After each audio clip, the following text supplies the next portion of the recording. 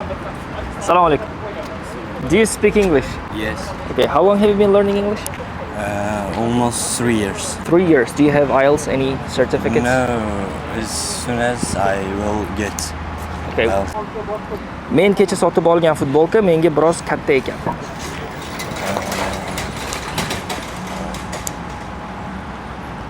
I bought t-shirt yesterday and that is bigger for me.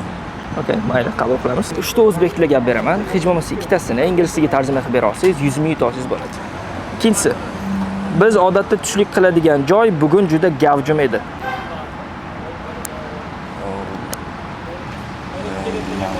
Qaysi so'z bilmasangiz men aytaman. O'zi tushlik qiladigan joy. Joy, place, where, Well, the place where the place where we usually dinner and today is very crowded. crowded. Zo'r, yaxshi. O'zi tabriklayman. 3-chisini ham berib ko'raylik. Qizil strelka ko'rsatayotgan joyga bossangiz, bizani 500 plyus o'quvchini xayolga kelgan gapni ayta oladigan darajaga olib chiqdim.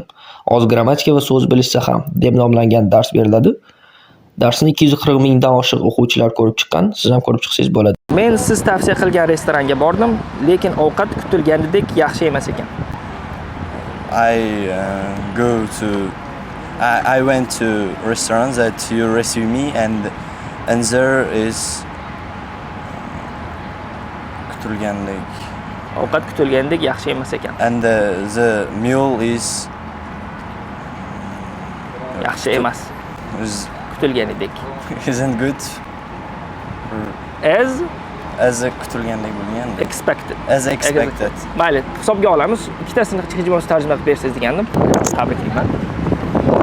Qaysi markazda o'qiysiz? Everest. Everest. This is for you. Thank